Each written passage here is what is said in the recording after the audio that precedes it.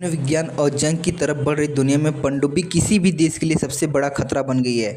हथियारों की भाषा में इसे साइलेंट किलर भी कहा जाता है, क्योंकि ये गहराई में छिपी रहती है और इन्हें ढूंढना बेहद मुश्किल होता है। यही वजह है कि दुनिया की सभी नौसेनाएं पनडुब्बी का पता लगाने के लिए नई नई तकनीकें विकसित कर रही हैं। इसी कड़ी में भारतीय रक्षा अनुसंधान एवं विकास संगठन DRDO ने एक ऐसी योजना का खुलासा किया है जो इस समस्या का अस्थायी समाधान हो सकता है। यह तकनीक किसी भी पनडुब्बी का पता लगाने के लिए बिल्कुल नए वैज्ञानिक सिद्धांत का इस्तेमाल करती है।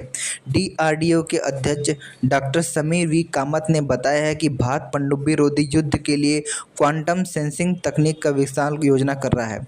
इस तकनीक में समुद्री गश्ती विमानों या ड्रोन पर उच्च संवेदनशीलता वाले सेंसर लगाए जाएंगे।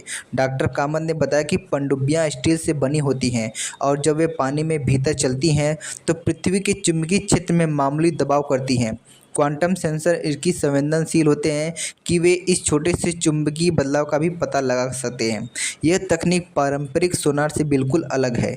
DRDO ऐसे मैग्नेटोमीटर विकसित कर रहा है जो पीलो टेस्का यानी टेस्का के 1 ट्रिलियनवें हिस्से के बराबर चुंबकीय परिवर्तन का पता लगा सकता है।